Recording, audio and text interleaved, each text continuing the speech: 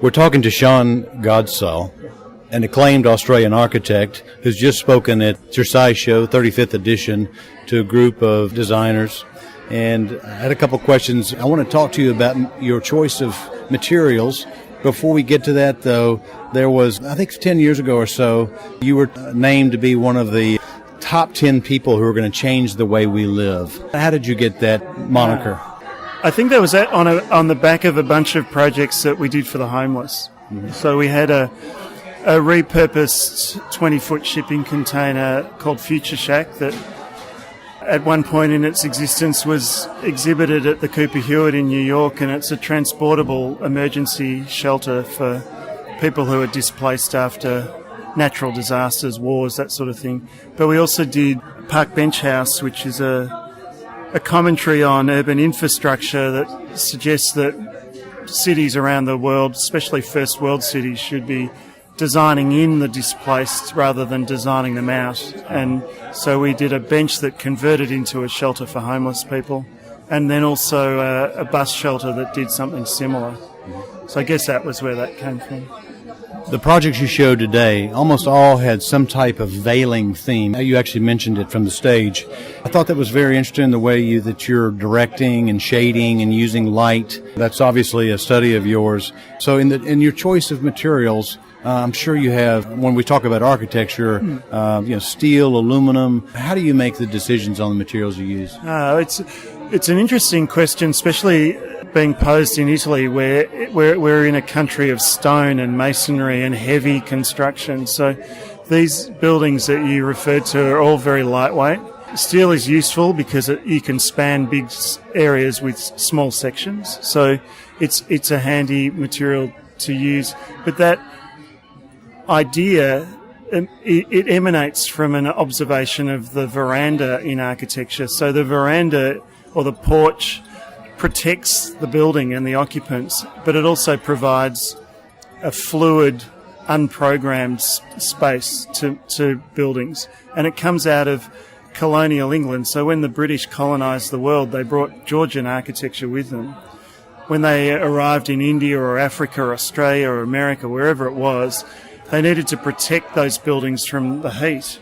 So the veranda is fundamentally a protective device. When it becomes a shading device and an operable one, it's really doing the same thing in a different way. Mm-hmm. So those buildings have got that quality about them that is really simply a reinterpretation of a colonial device. Mm-hmm. You talk about the materiality versus nature, and that relates to flooring choices. Some of the homes that you showed, your own home, looked like you had wooden floors, right?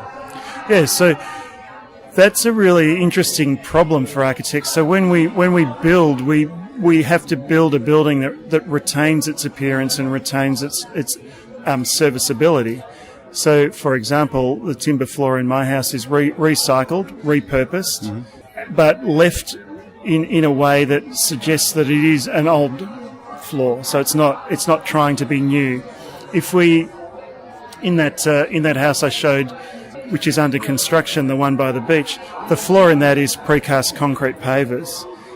That's a specific client request for durability in a hard-wearing beach house. So kids come in from the beach with sand all over their feet, the floor gets destroyed unless there's something about it that's durable. So those things, the academic, intellectual proposition versus the sheer need for practicality, inform a lot of those choices. Do you buy into this concept of biophilia, where perhaps the floor choice is better if it's a natural product?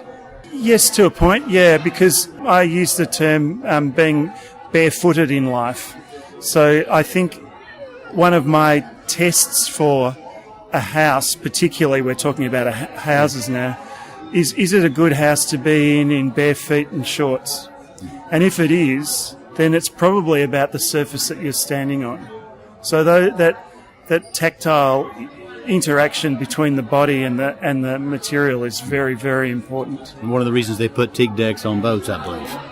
Exactly. Precisely. A quick question, last question. On the commercial buildings you design, your choice of flooring there, what do you normally put in well, durability is everything. So we use either as a precast concrete is a good one. Concrete in situ, a granolithic concrete floor is also particularly aesthetically appealing.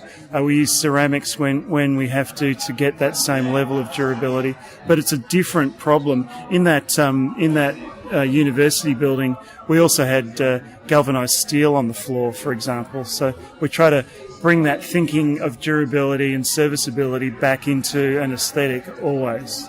Thank you. I really enjoyed your talk. Pleasure. Thank you.